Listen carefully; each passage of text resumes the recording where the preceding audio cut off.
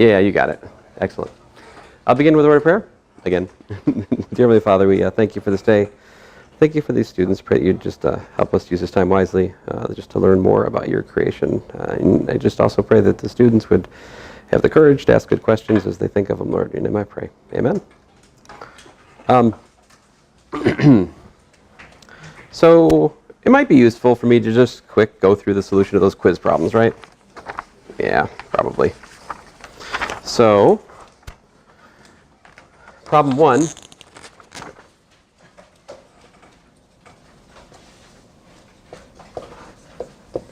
I gave you that the force of friction was minus beta v squared for object at x with initial position x naught and velocity v naught, right? So I said find the velocity as a function of position, right? That was the question.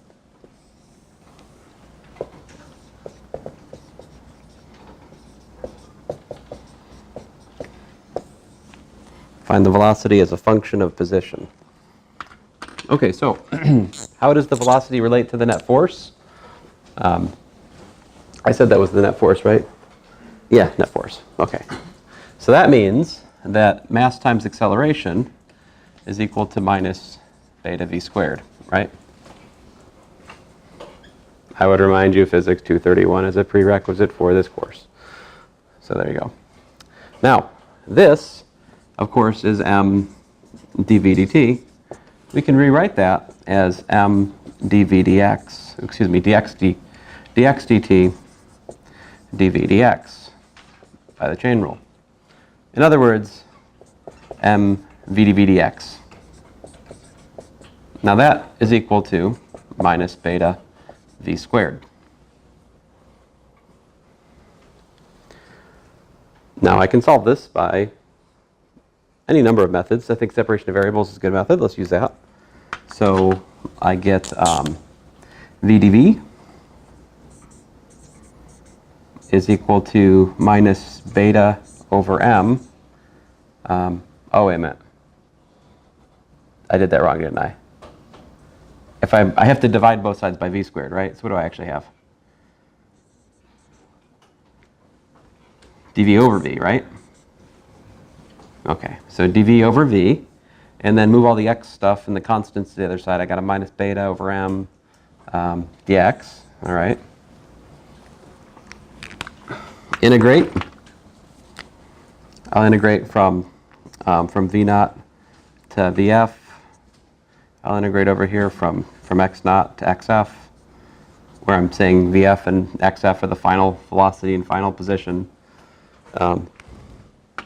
So this gives me the natural log of the absolute value of the final velocity minus the natural log of the absolute value of the initial velocity equals to minus beta over m, final minus initial position. Of course, we can simplify this. It's natural log the absolute value of vf over v naught.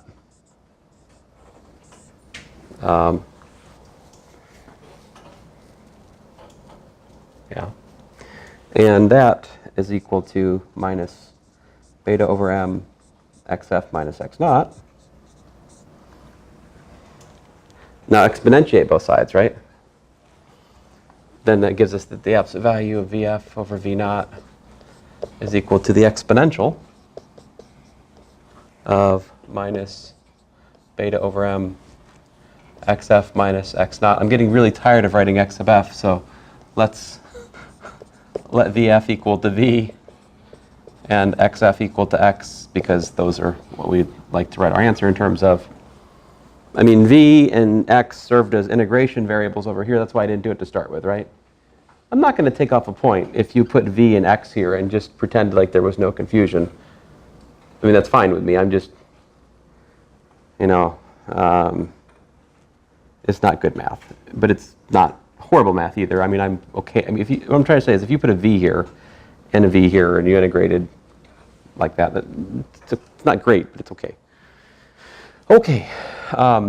So we got that let's see here. V is equal to v naught e to the minus beta over m x minus x naught.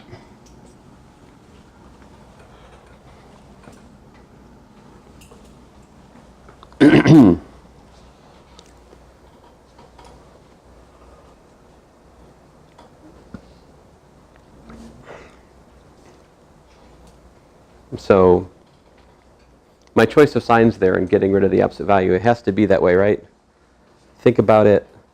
If the final velocity is negative, right? Is there any way this thing can turn around?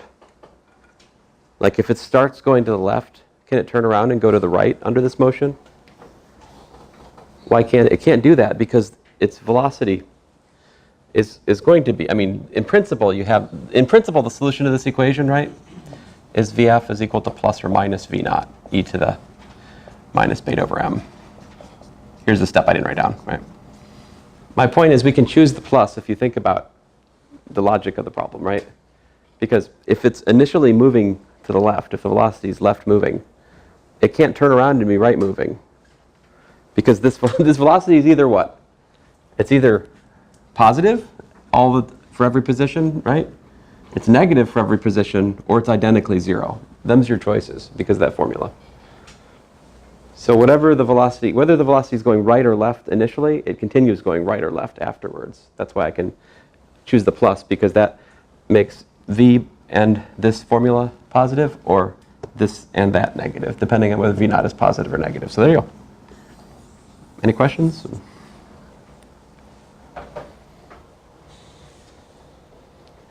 What's a different question I could have asked here? I could have said, find the velocity as a function of time. Then what would you have solved?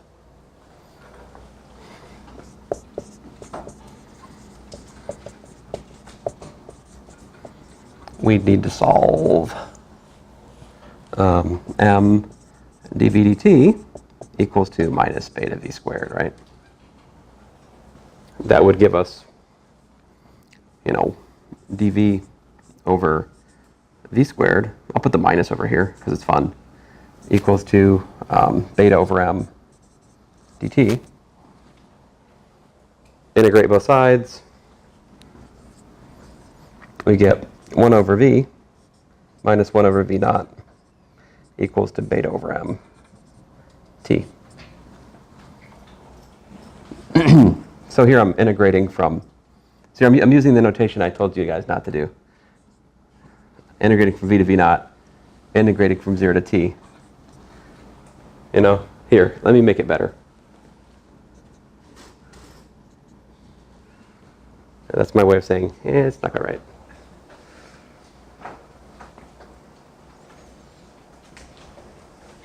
Sort of like, I'm a Republican. Whatever that means, I don't know. Sorry.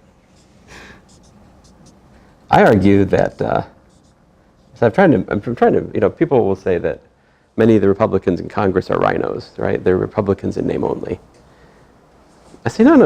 This is all backwards. If you look at it, like Ted Cruz, Mike Lee, there's a few others. These are the rhinos. These are the Republicans in name only. The rest of them, they're exactly who they are.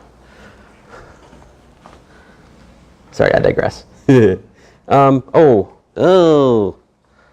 okay, fine. It's... Hey, why am I doing this? I didn't sign this.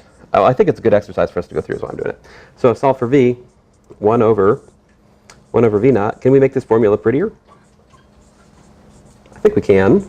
How would you guys make this formula more appealing to the eye?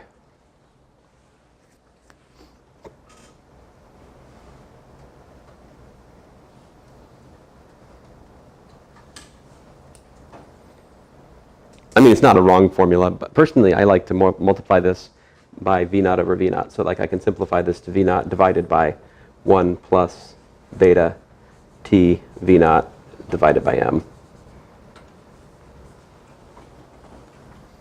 I mean, I don't know, I like that formula. Now you can see when you put time equal to 0, you get v equals to v naught, which is nice, right?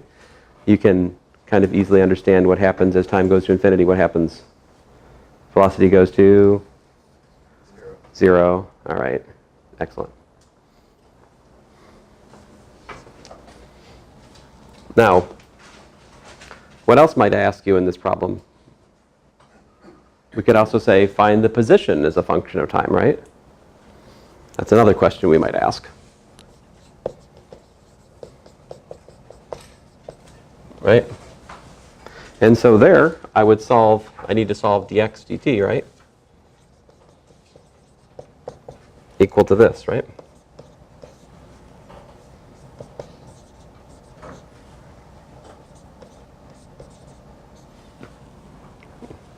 Now that's a calculus 1 problem. We just have to integrate both sides. So I integrate from, say, time 0 to time t, in quotes. Sorry, I think I've developed a new and stupid notation. You'll forgive me. And then on the other hand, what am I saying? I just give you a quiz. Let's see here. You're like, let's see here. I quiz you so that you have hope on the test, guys. What's going to end up happening this semester? Because some of you are like, ah, man, I made an 80 on this last quiz. How can I ever get past that? I've already been working, right? How can I ever get to the point where I can get a decent score on one of the quizzes in real time in here, right? Lots of you guys have 4s, 6s. I think the high score is 9.5 out of 10, the first quiz, right? So how can you get a better quiz score? Well, I mean, you got to keep at the material, right? The point of these quizzes is I want you to keep up with the class. Do not make the habit of trying to cram for differential equations. I saw so much cramming last semester. It's bad. And it does not work in here. You have to keep at it. So, long story short, I will give so many quizzes with so many points that there will be more actual points to be earned in here. So maybe if you make an 80% on the quizzes on the average, that'll turn out to be like 100% in the course overall, something like that. There will be a built-in curve into the quizzes, but I want you to try your best, all right? I shouldn't tell you this because some of you, for reasons I do not understand, aim to make a 70% in math courses. Do not do this. This is differential equations. You should be able to make a better grade. If you were a B student before, you should think, maybe I can become an A student this semester. If I was a C student before, you should think, maybe I can become a B student. I believe that by now, the weaker links have been removed. So the people who are left in here should be higher GPA math students. I am not opposed to not giving a C in differential equations. Like, I'd be completely happy to give everyone in differential equations an A or a B if they earned it. And I think that's very much possible because what is differential equations? It is calculus you forgot at the moment, right? And algebra that you're about to learn. That's most of it. It is completely within your power to make an A or a B in this course, everyone here. You just have to do the work, right? Watching me do problems is not the same as doing them yourself. So after I do an example in class, if you don't quite get it, you get a piece of paper out, try to work it out for yourself afterwards, right? If that still doesn't make sense, come ask me a question, either in office hours or the next class, whatever, right? But you got to keep at it. All right. Sermon over. That wasn't a sermon. Let me give you a sermon. So, not really a sermon, but I was in Sunday school a few weeks ago, and he's talking about this expression we have, practice makes perfect, right? Well, this is very, very much true for differential equations, for calculus 1, 2, 3, pretty much any math class, right? Practice does make perfect, right? If you don't practice, it's not, most of us don't come, not in our DNA, right? Most of us don't somehow come preloaded with advanced mathematics. It's just not how God created us, right? We have to work to earn these things. But in contrast, our Christian life, if you're a Christian, right? It's the other way around, right? Perfect makes practice. In other words, the only way we can be perfect is to have, the sacrifice of the one who's perfect. The only way we can actually be, make a good practice of things in our life is to have the perfect one in our hearts, right? So it's the other way around when it comes to your spiritual walk. It's not as much practice makes perfect as it is perfect makes practice. I think that's the thing that's so counterintuitive about Christianity as it compares to any other world religion, right? Anyway, that also speaks to another thing that I sometimes forget to say in math classes, but I think it's important to say, which is that you are not, your value as a person is not determined by your value of being able to do math, good or bad, right? I mean, it should be said. When I give you a bad grade on the quiz or test or something, I am not saying you're a bad person. I am simply saying you don't know how to do that math. That is the sum total of my comment on your existence. I don't know you that well. You may be great people. You may put Mother Teresa to shame. I don't know, right? This is Dr. Skambordis' belief, is that when we get to heaven, the person who's going to be in charge of everybody, it's going to be some lady that no one's ever known about, that's been serving in silence in like the dark part of India somewhere or something, right? The people who actually were the greatest in God's kingdom are the people we don't know the name of, not the people we put names of buildings on and so forth and so on. True champions are humble. So anyway, this, of course I'm really the most humble, so there's that, but let's see here. Sorry, I can't help myself. So this is x of t minus x naught. I'll eventually learn how to behave. And the other side, see this guy right here, what do? I mean, I'll go through the details because you guys, I can tell, need to see them for this, for sure. The way we integrate this sort of thing is we make a u.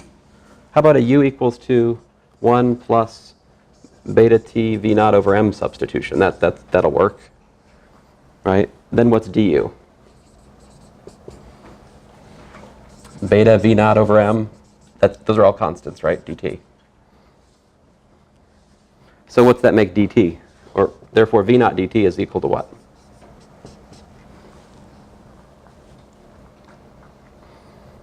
Why am I solving for v naught dt anyway? Right, it's right here, right? So if I can figure out what that is, then that makes my substitution easier, right? So you say, yeah, m du divided by beta? Is that what I got? Okay, I'll buy it. Let me find a marker that works better. Excuse me. So here we go. Now the bounds, careful, bounds, the bounds. If time is 0, what's u?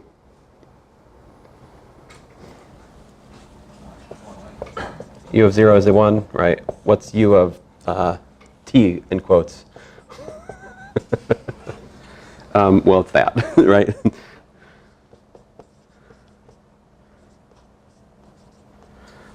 So I should change the bounds if I want to not do bad math. Let's see here. If I want to make sure I don't give some evil differential equations instructor some foothold to take off points from my paper. There we go. And then this is what? Apparently it's just m du over beta u, right? So we factor out m over beta, and we got the natural log, the absolute value of u, evaluated from 1 to 1 plus beta t v naught over m. And so that's m over beta, the natural log, the absolute value of 1 plus beta t v naught over m, minus the natural log of 1, which is 0, so I won't bother. So therefore, I can solve. X at time t is equal to the initial position plus, I'll leave the m over beta outside, natural log of absolute value of 1 plus, I better leave the absolute values because v naught could be negative, you know? So just to be safe, I'll leave the absolute values, beta t v naught over m. And there you go.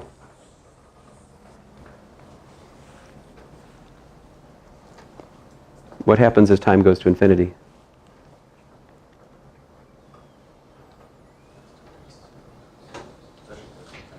Yeah, x goes to infinity. The motion's unbounded. So, yeah. So the velocity, I mean, but it goes to infinity awful slow, right? Logarithms grow pretty slow as things grow. Okay, let me move along here. Unless there's another question about something. Yeah. I think this might be obvious, but if the velocity goes to 0 as time approaches infinity, why would the position go to infinity instead? Well, it's just like this, right? The integral of dt over, this thing, right? This is natural log the absolute value of t plus a constant, right? So when I integrate from 0 to infinity, dt over t, I get basically log of infinity, But let me make that a 1. There's also trouble at 0. And yet, if you look at the velocity of t being 1 over t, of course this goes to 0 as t goes to infinity, right? Just because the velocity goes to 0 as time goes on doesn't mean the position's bounded. It's subtle, but true, yeah. This is the same issue of like why the nth term test in calculus 2 doesn't solve all our problems, right? We can have a sub n going to 0, and yet the series blows up, right? There's that whole other can of worms, all those other tests we had to learn, and it's that issue. And I agree, it's subtle. I mean, maybe that's the main reason we do that in calculus 2, is to try to make you guys like be aware of this counterintuitive feature of math. But I guess I should do problem 2, huh? Let's do problem 2.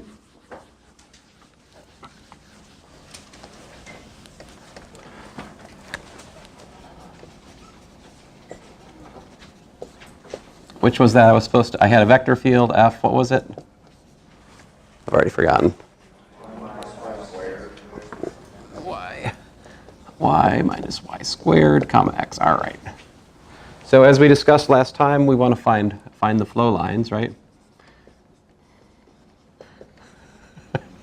I am not the most well-versed student of rap culture, but I couldn't help laugh this morning as I was going to work, and I heard somebody on the local news station talk about the rap artist Florida.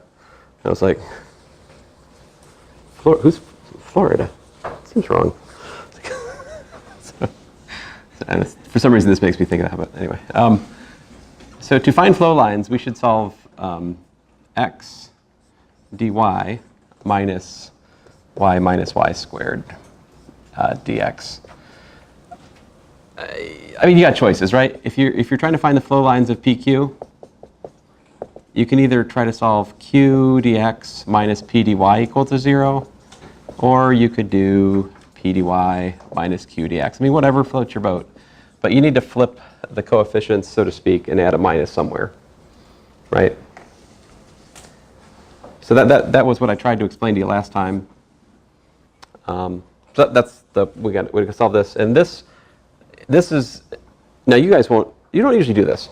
On the quiz I just graded, a lot of you, it's like, here's the error you made. I'd say find the equation of a circle, right? Suppose I tell a 5th grader, find 8th grader, tell an 8th grader to find the equation of a circle, and he tells me, oh yeah, it's x squared plus y squared. No, this is not the equation of a circle, right? This is not even an equation. This is an expression, right? You guys did the same thing on the quiz. You wrote f of x comma y equals to stuff. This is not a solution, right? A solution is either a function or an equation, and not that kind of function, all right?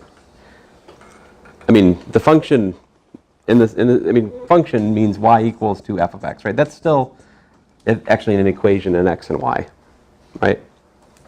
This is not. You have to put equals to a constant over here, right?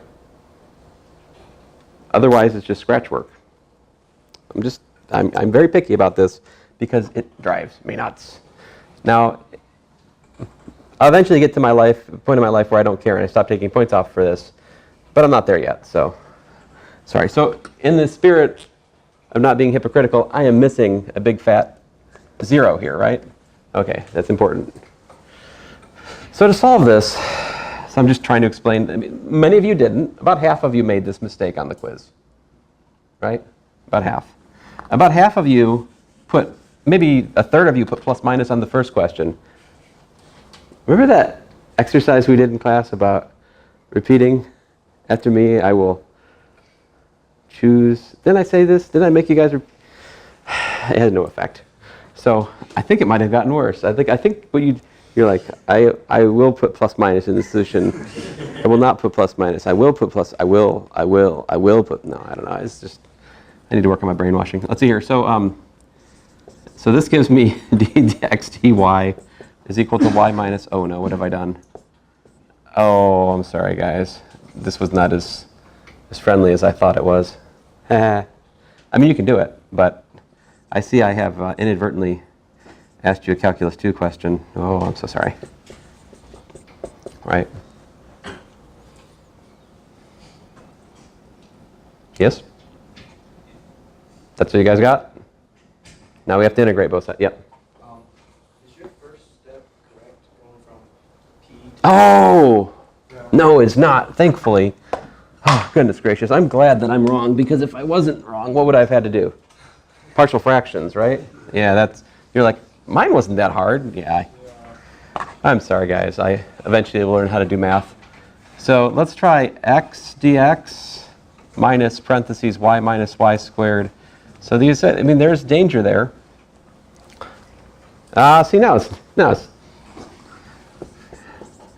man, I should have made this quiz worth less. Look at this. This is just hardly anything to this one now. Man.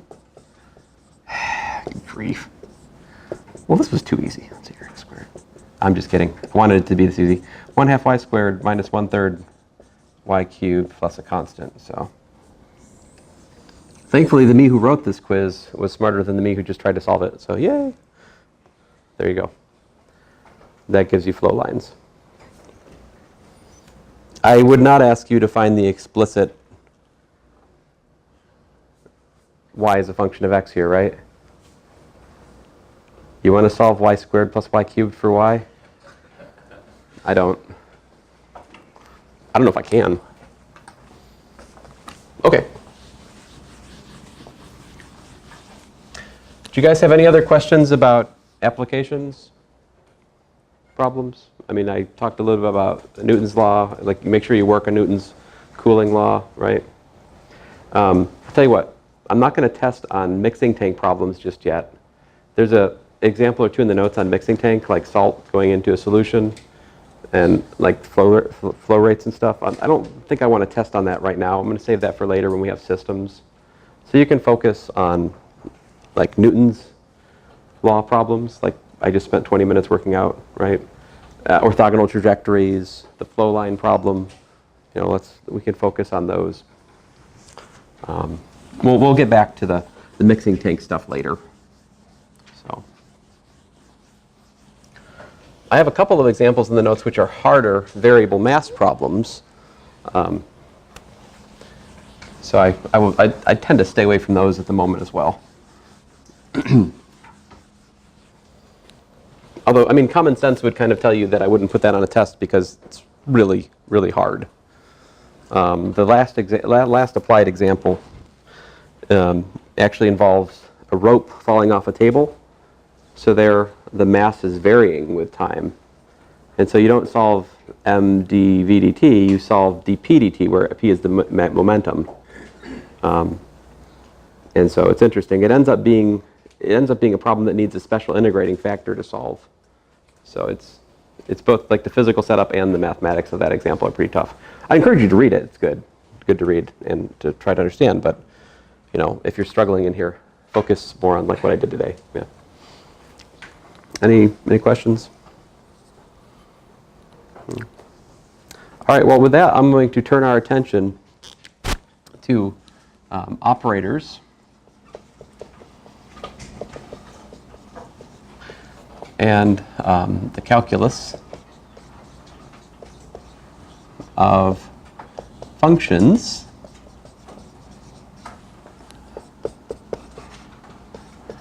from the reals to the complexes.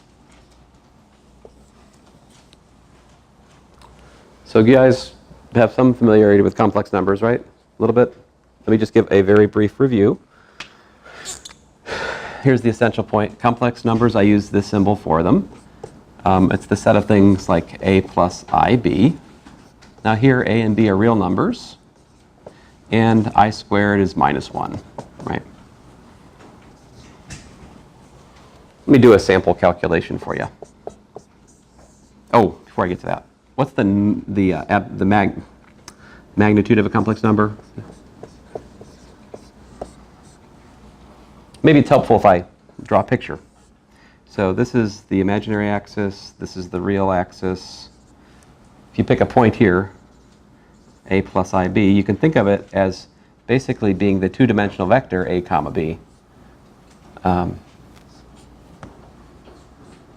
Right.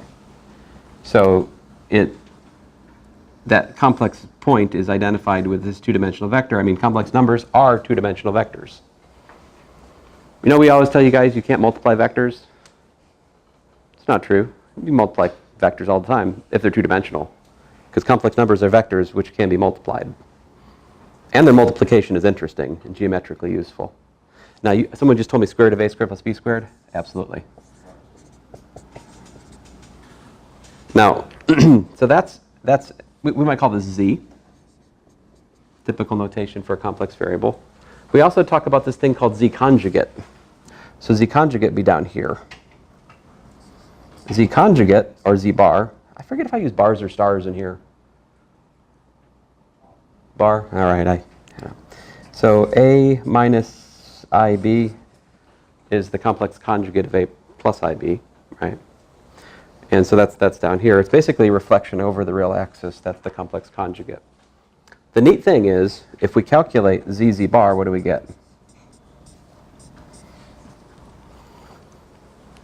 Let me work it out. So here we have a plus ib, a minus ib. How do you multiply complex numbers? Just like numbers. Nothing. Don't make it complicated. I mean, just do it. A squared plus iba minus iab minus I squared b squared. Now, these are real numbers, and the imaginary number I, they commute. So the cross terms cancel, because I got plus and minus the same thing. And I squared, remember, is minus 1. So that gives me minus a minus 1, which is plus 1. And so there you go. That's a squared plus b squared, right? So there you go. This is a very nice thing. We've just learned that the length of a complex number, sometimes called its modulus, or its absolute value. Anyway, the length of z, it's the square root of z bar. That's sometimes a very nice formula to know about. All right? How about a reciprocal of a complex number? What's the reciprocal of a complex number? Suppose I want to calculate 1 over 3 plus 2i. I want to put it in what's called Cartesian form. I want to find a plus ib such that this is true. This is the so-called Cartesian form. Cartesian form just means that I don't have I in the denominator. I clean it up. I'm claiming that any complex, if you have like division by a complex number, you can make it look like a plus ib. How do we do it? Some of you might have learned in high school. Some of you might not. It doesn't much matter. We'll learn it now, if you don't know already. How many of you guys have already been doing complex calculations like engineering classes? So like a third or a quarter of you maybe. The rest of you aren't electrical engineers, I guess. But, no. But complex numbers are important to this course, and you need to get used to them as much as you can. They shouldn't scare you. Don't be scared of them. They're just like real numbers. They just can't be put in order.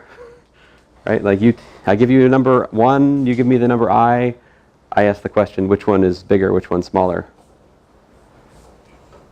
Or how about like 1 plus I and 1 minus I? Like which one's bigger and which one's smaller?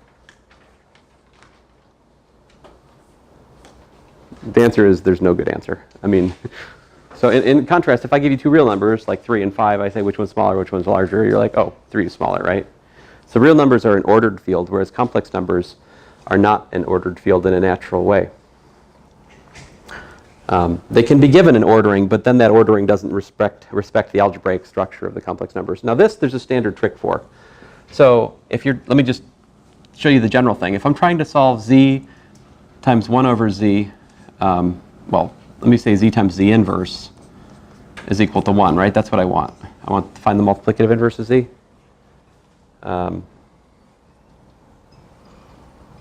That's what I want. I guess that doesn't help us. What am I doing? I don't need to derive anything for you guys. I should just tell you how it works. What's wrong with me?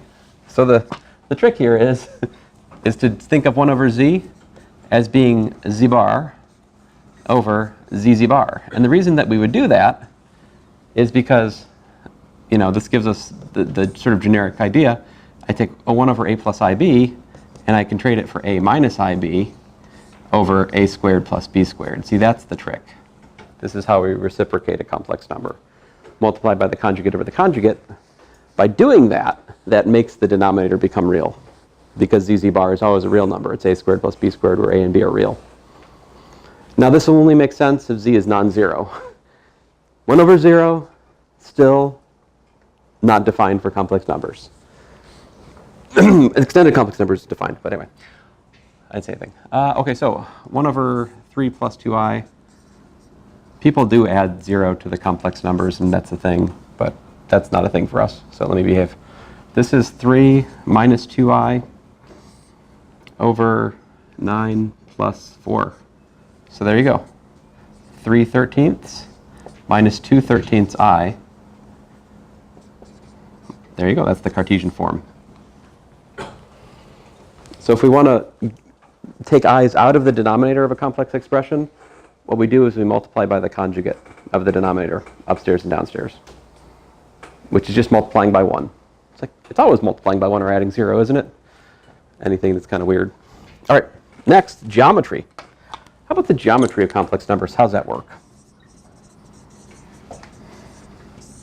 So here, if we pick a point z equals to, let's say, x plus iy, right? Then you can draw this picture.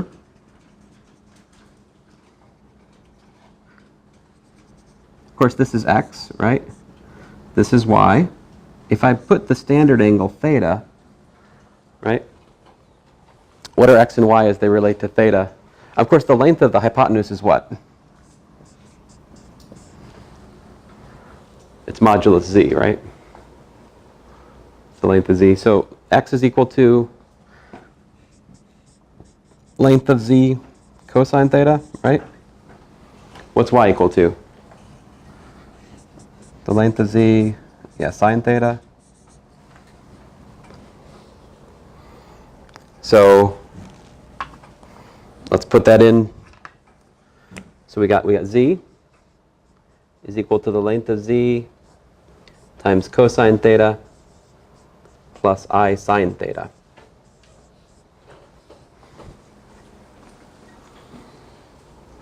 Right, there's a length of z on both terms. And we got cosine plus I sine, right? So notation, definition, e to the I theta, right, is cosine theta plus I times the sine of theta. This is sometimes referred to as Euler's formula, right? And this allows us to put any complex number into what's called polar form, right? So z equals to the magnitude of z times e to the I theta. This is the so-called polar form of the complex number z. It's literally the magnitude times the direction, because e to the I theta is a unit vector. What's the length of e to the I theta?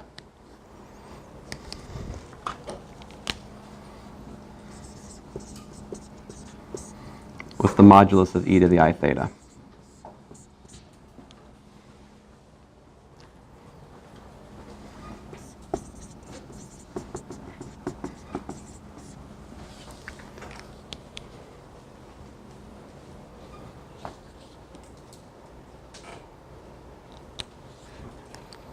We don't need absolutely all of this for this course, but I'm trying to say a little bit more than we need to try to demystify complex numbers for you. If you're a person for which they're just kind of something vague you haven't used since when they were first introduced and then quickly abandoned by people who like to keep it real, you know? I mean, I guess we like those kind of people. But this is the square root of cosine squared plus sine squared, yes? Which is also known as 1, right?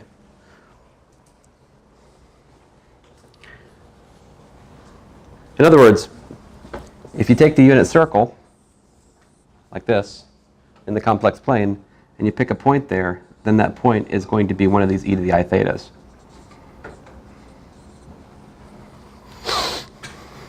So this is the unit circle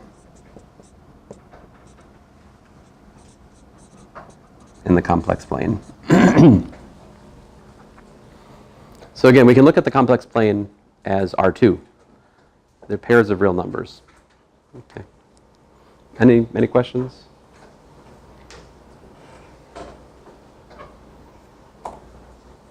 This is really, really pretty because now you can understand what the multiplication of complex numbers looks like, okay? If I have z is modulus of z e to the I theta, and if I have w is the modulus of w e to the I beta, what happens when I multiply z times w?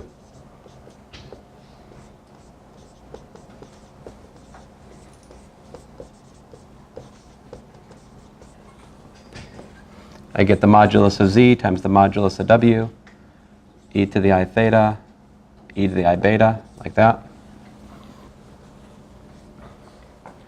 But you know what? This is actually equal to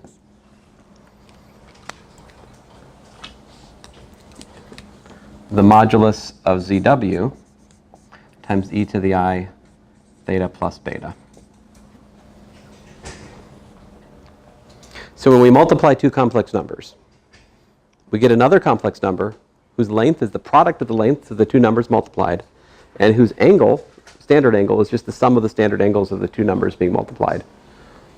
In particular, if you look at the multiplication of a complex number by e to the I theta, what is it?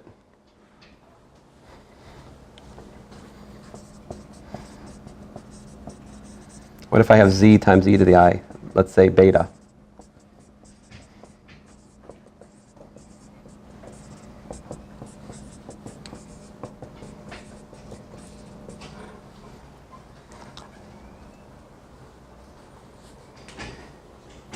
So what's happening? I start with the number z at angle theta. I multiply by e to the I beta. I just, sorry, I can't, rotate, right? Just a rotation by angle beta.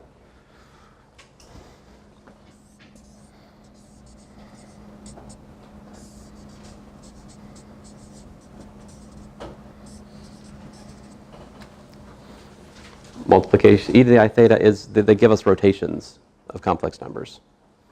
Yeah. Ah, there's something I have assumed here. You are correct, sir. Like this should give you a big old question mark because, I mean, how do I know that's true, right? I mean, I invented this notation for our purposes, e to the I theta is cosine theta plus I sine beta, right? How do I know the laws of exponents hold for this? After all, this is just some sneaky notation for a sum of sines and cosines. What right do I have to assume that laws of exponents apply to this thing? Let's work out. Let's work it out.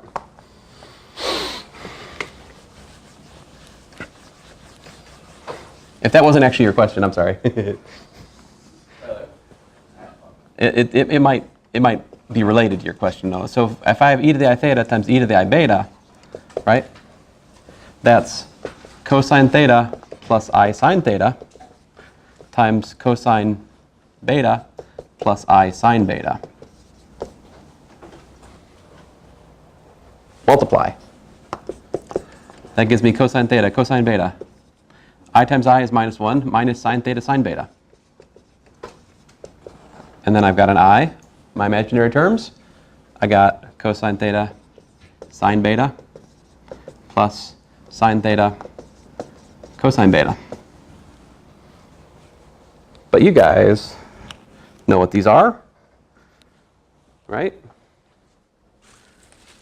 You can recognize this is cosine of theta plus beta, right? And this, by the adding angles formula for sine, is the sine of theta plus beta. And consequently, this is e to the I theta plus beta. There's the proof. So this law of exponents for imaginary exponential simultaneously folds the adding angles formula for cosine and sine into it. This little bit of complex arithmetic it does all of this real trigonometry at once. It's wonderful notation. The next step in this game is to define the exponential of a complex number. So let's do that.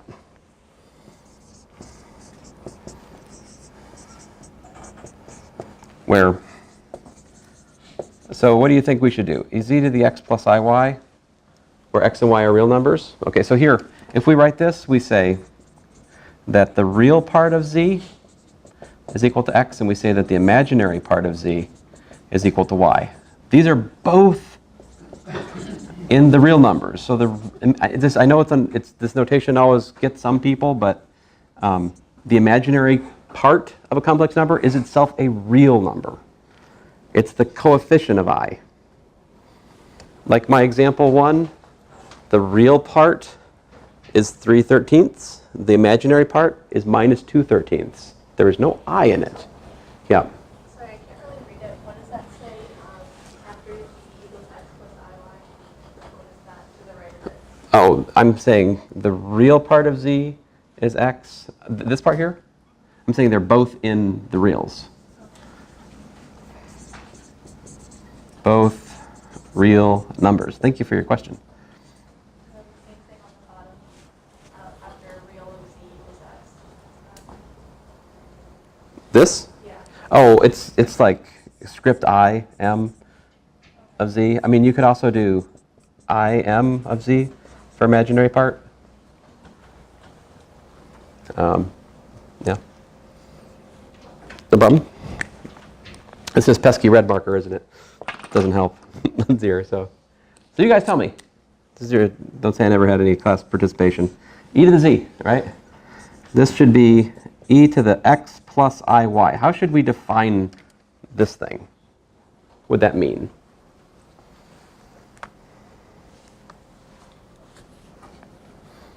Let me propose a good definition for this is e to the x, e to the iy for us. Whatever definition you choose, if you choose a different definition, this will be true for it anyway, so, okay. Now, e to the iy we already defined. That's cosine. This is actually going to be what? This is actually e to the x cosine y plus I sine y. So this is the so-called the complex exponential. All right? By the way, you can also prove that e to the z times e to the w is equal to e to the z plus w for complex numbers.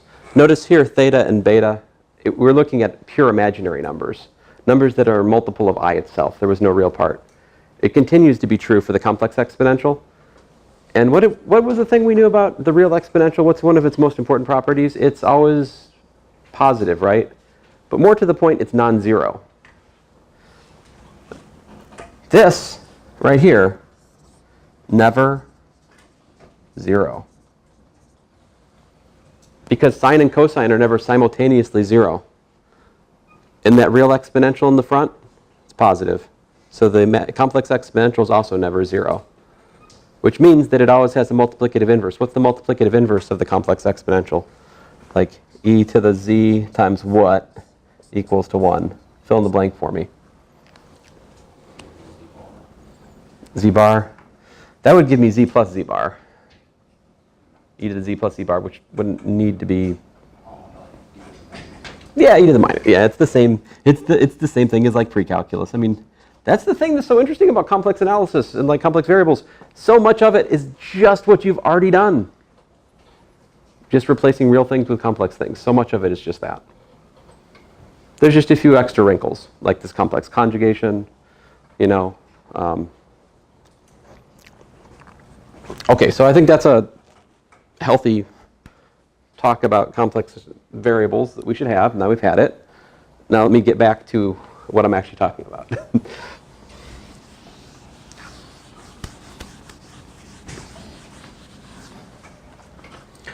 So the question is, if we have a function from the real numbers, all right, to the complex numbers, right, then that looks like something like this. F of t is equal to u of t plus I times v of t. Here we say that the real part of the complex function is u, and we say that the imaginary part of the complex function is v.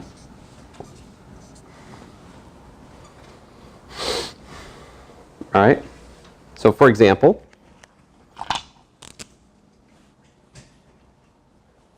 I don't know what example I'm on. Let's say 2. If we had f of t equal to e to the it, this defines such a thing. If t is a real variable, t is just time, this is cosine t plus I times the sine of t. So here you can identify that the real part of e to the it is cosine t, and the imaginary part of e to the it is sine t.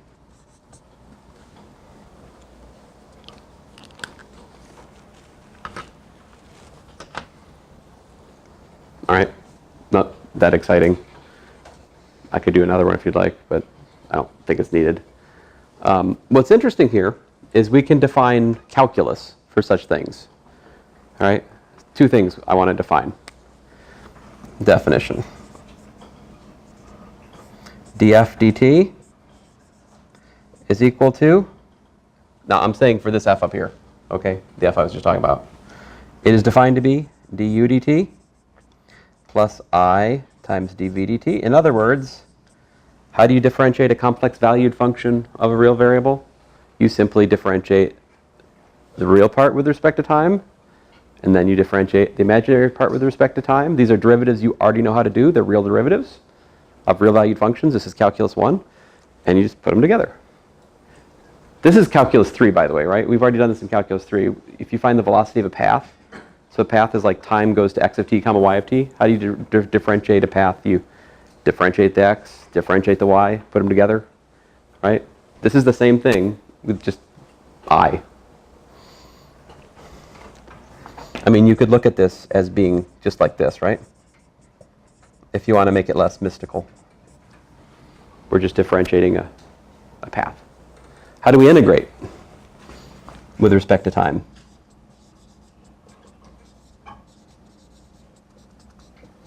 We just integrate component-wise, okay? So there you go. Now we have it. We have these. These will serve us well. So,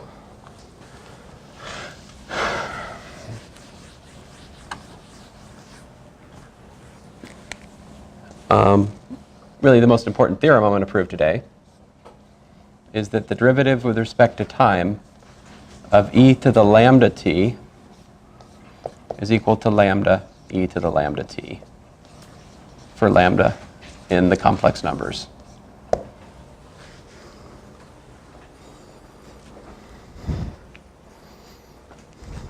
You're like, so don't we already know that? We know that when lambda's real, right? If you had my calculus 1, you might have proved this. Don't worry, they don't let me teach calculus 1 so much anymore, so no one suffered that. But how would we actually do this? So to do this,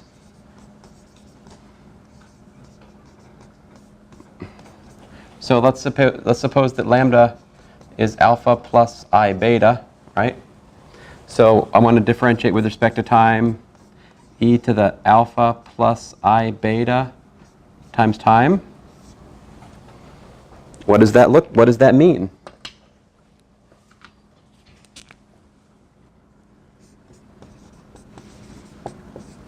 So this is what? This is e to the alpha t times e to the I beta t right?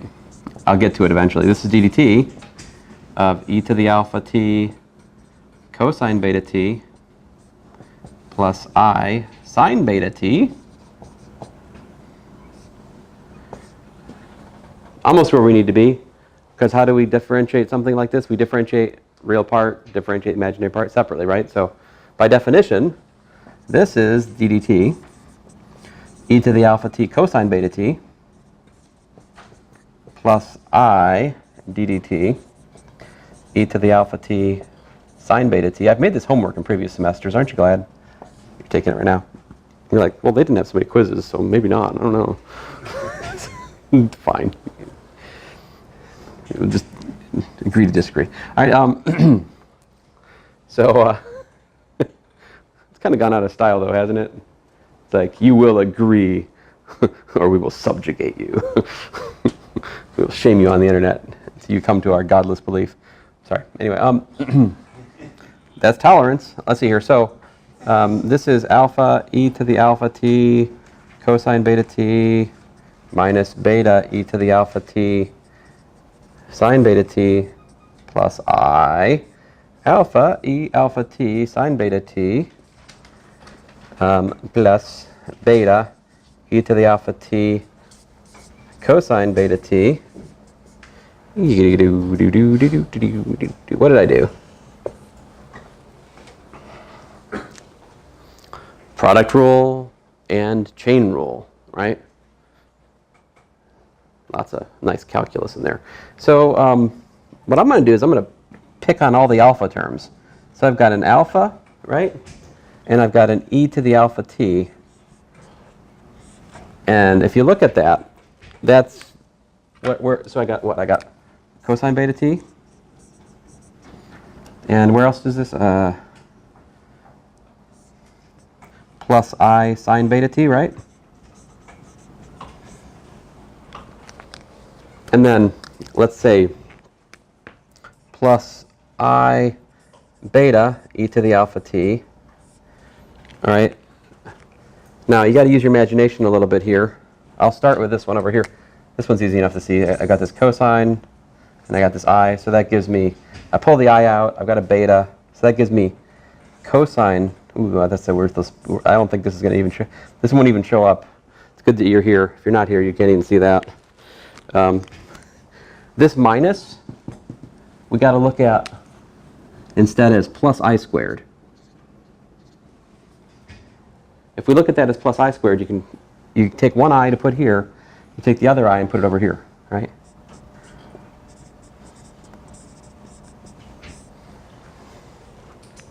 So I know we're almost out of time, so let me just get to it. This is e to the I beta t.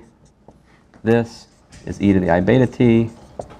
So we have alpha plus I beta e to the alpha t times e to the I beta t, also known as lambda e to the lambda t. So this notation is really beautiful. At a level of identities, it simultaneously folds adding angles formulas for sines and cosines into this thing. At the level of calculus, it has the derivatives of sine, of cosine, of the exponential, all married together to produce this wonderful, simple result that the derivative of e to lambda t is lambda e to lambda t. But don't take it for granted. There's tons of calculus in this identity. And that's why when we use it, we get sines and cosines and all kinds of stuff out of it. We'll see that next time. So have a great weekend, guys.